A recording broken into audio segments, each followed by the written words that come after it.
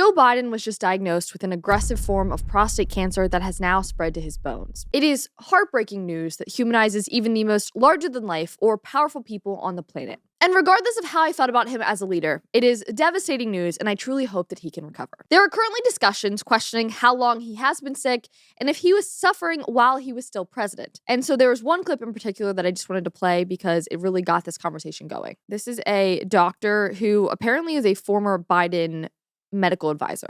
You believe it is likely, if this prostate cancer has spread to the bone, that he could have had it for up to a decade, but certainly it's likely. Would it be fair to say it's likely to have had this for at least several years? Oh, more than several years. You don't get prostate cancer. So I just want to stop you. So this is not speculation. If you have prostate cancer that is spread to the bone, then he's most certainly, you are saying, had it when he was president of the United States. Oh, yeah. He did not develop it in the last 100, 200 days. He had it while he was president. He probably had it at the start of his presidency in 2021. Yes, that I don't think there's any disagreement about that. He said that with such conviction. Like, that is what happened. It is a shocking claim from a former Biden medical advisor, which that immediately makes me go, what about his family and the people who loved him? If he has been suffering, especially with any level of cancer, why was he going to run again? I feel like is my biggest question. If he developed it while he was president the first time, okay.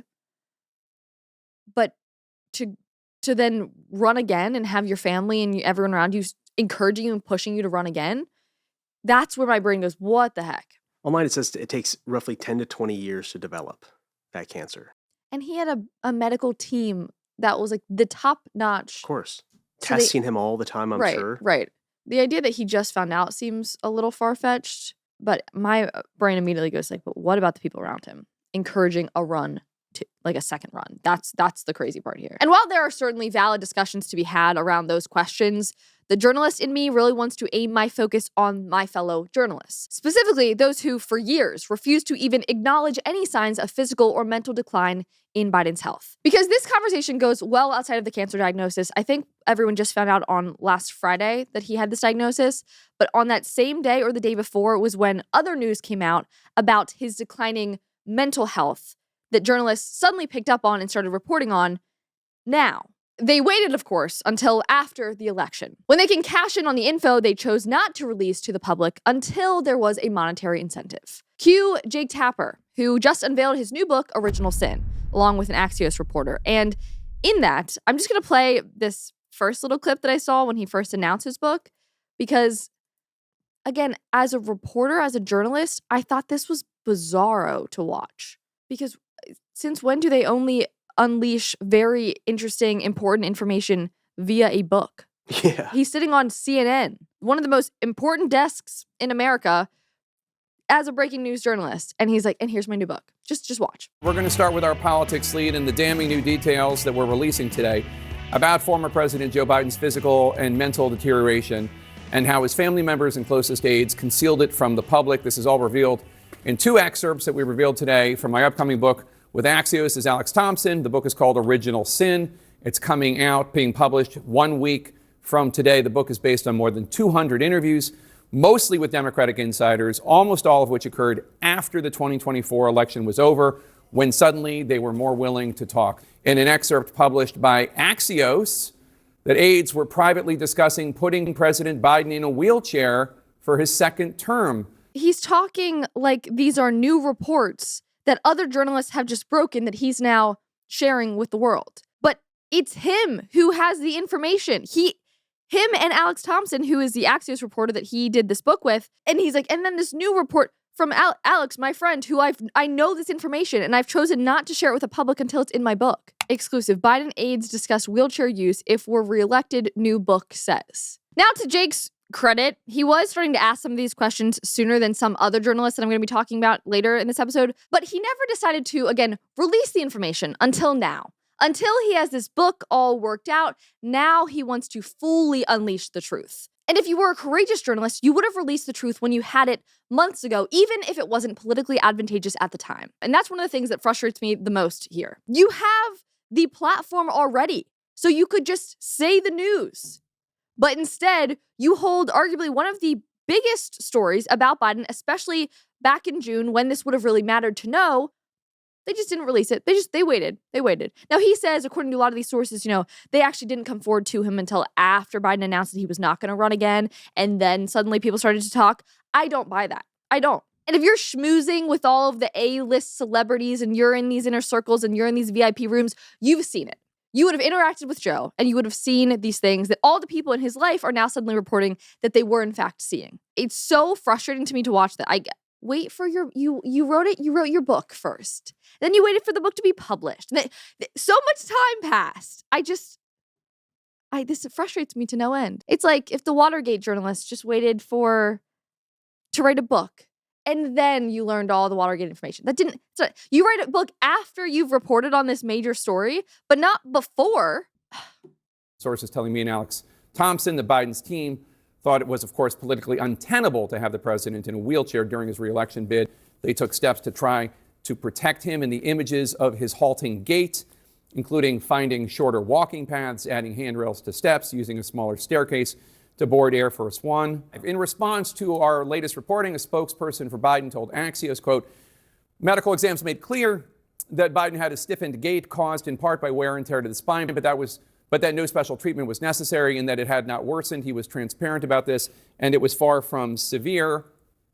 Yes, there were physical changes as he got older, but evidence of aging is not evidence of mental incapacity. And so far, we are still waiting for anyone, to point out where Joe Biden had to make a presidential decision or make a presidential address where he was unable to do his job because of mental decline. In fact, the evidence points to the opposite. He was a very effective president, unquote. On that question of did it ever rear its head and affect a decision or his ability to do the job, to that, all I can say is stay tuned. That's the most important part then here.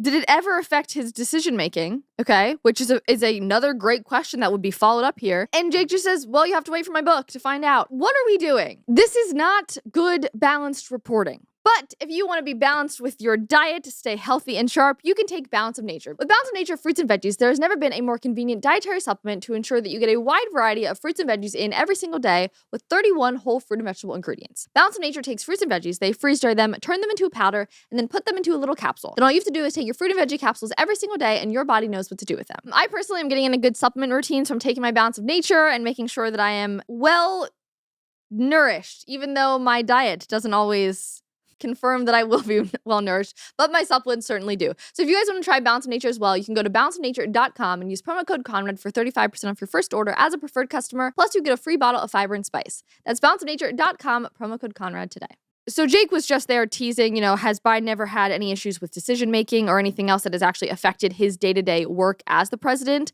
And then he teased his book. We had to wait and see. But then Axios drops this a couple days later. And this was part of an interview with special counsel Robert Hur from back in October of 2023 when President Biden was being questioned about having documents that he wasn't supposed to have. And so they just released this part of this interview. And it's very obvious that he's struggling with decision-making, with kind of knowing the question. So I'm just going to play a clip of this because the Biden camp is saying that besides his walk being a little, older, he didn't have any other issues. But people around him were watching things like this. So during this time when you were living in Chambers Road and there were documents related to the Penn Biden Center or the Biden or the cancer booster shot or your book, where did you keep papers that related to those things that you were actively working on? Well, I don't know. This is what, 2017, 18, that area? Yes, sir. Remember, in this time frame, my son is either been deployed or is dying. His son died in 2015 here. So again, these dates matter because, again, he was the president. And it's heartbreaking, frankly, to just hear this audio because, why they wanted him to run again, I don't understand. And And so it was, and by the way, there were still a lot of people at the time when I got out of the Senate that were encouraging me to run in this period, except the president.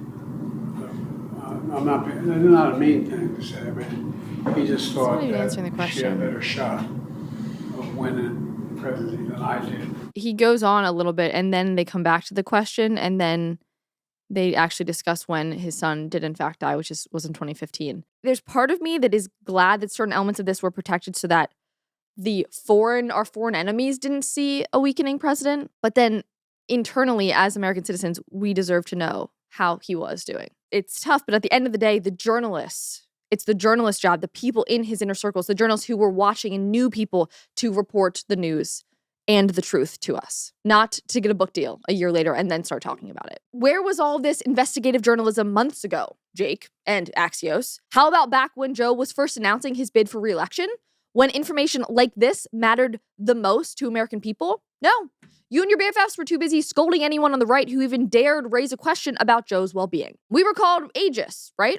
They all protected Biden for years. And only now, via a best-selling book, is he willing to admit that it was all a sham. Here's Jake on with, who's this, Van Jones and David Axelrod, all suddenly shocked that they are having, and again, this is not about the cancer diagnosis. This is about Jake Tabor's new investigation where he found out that Joe wasn't fully mentally there all the time. You were on the record in 2022 voicing concerns about Biden's age and ability. Whom do you blame for the decision of him to run for re-election and the decision to hide his declining abilities as much as they were able to? You all!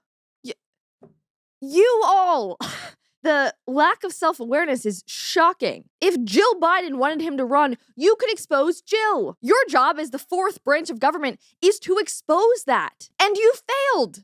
You failed. Okay, but let's pretend that it's not on you guys also, in addition to his family and the people around him, and to expose things accordingly. Well, look, at the top end, you have to blame him because he made the decision. But he was, and your book reflects this in many different ways, he was shielded by a coterie of advisors and his family. They were in this confirmation bubble. They tried to shield the world from his decline, and they tried to shield him from his own standing and his polling numbers and so on. At the end of the day, I have to point the finger at the people around him who didn't do him a service by encouraging him to continue. I think it was obvious to the public. It may not have been obvious to a lot of politicians. I actually think it was, but it wasn't politically wise in their judgment to speak out. Nor was it politically advantageous for people like reporters on CNN to report that. But it was obvious to the American people, even before that debate, that the president was just too old. He would have been closer to 90 than 80 if he had won re-election, and he already was showing decline. So I blame the people around him because real loyalty demanded that they say, Mr. President, it's just not there and it's not in your interest, and it's better for you, the country, and the Democratic Party if you leave now. Man, I would love to know who was responsible at the top. Back in 2023, when he would have first announced that he was going to try to run again, who was around him saying that's a great idea? You know, was everyone else in the Democratic Party being like, please don't, and there's just a few people? Or like, I bet as an 80-plus-year-old man, if someone would have said, you know, Joe, it's gonna be a tough win next time, he would have been like, I can spend more time at, Lewis Beach in Delaware. Great, fantastic. I bet. Well, I mean, maybe that's giving him too much credit. I just visualize him at the beach that I grew up going to, and I bet he would have been happy to just retire out. But I bet there's a confirmation bubble of people like, you're gonna be great. You're going to do so well if you run again? Van, I remember how emotional you were in the immediate moments after the June 27th, 2024 debate because of what you saw on the stage. And with all this new reporting coming out, and I should disclose that I gave both of you copies of the book so you would have a little bit more information. This new reporting coming out that I reported on. It's so cringe. Do you feel like you were duped, Van? Like, how do you feel? First, this book is extraordinary. I don't care who you are, left, right, or otherwise.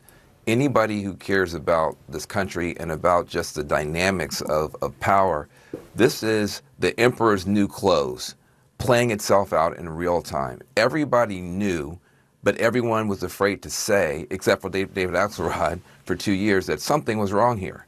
I was shocked to see his condition when he came out, and so was the world. And that wasn't the first time he was in that condition. The book makes it very, very clear. There are people who knew and said nothing. And that is a crime against this republic. And I think the Democrats are going to pay for a long time for being a part of what is now being revealed to be a massive cover-up. The comments under all this were just great. It's not journalism, it's theater for profit, total disgrace. They're not journalists, they're crisis actors with book deals. 4 years of gaslighting, now they want sympathy and sales, hard pass. All in effort to sell books, prosecute all these authors for hiding a shadow government. They are now irrelevant, and only the ghosts of legacy media and online reposts keep it alive. Well, our reposts and our commentary are putting the nails in the legacy media coffin, hence why I will continue to do it until millions of Americans stop learning all of their political opinions from these big corporations that teach you what to think. Because suddenly they will just change course a few years later, and then completely pretend like they didn't just report what they reported for the past couple of years, and that they are the new experts, the source of trustworthy news, even though they are just as guilty for covering it all up. And they're just hoping that everyone just forgets how they covered it all up for Biden, and then berated everyone who even suggested that his health might be declining. Got it. Well, don't worry though, we haven't forgotten. And so here is a highlight reel of some of that confirmation bubble that they were discussing, occurred.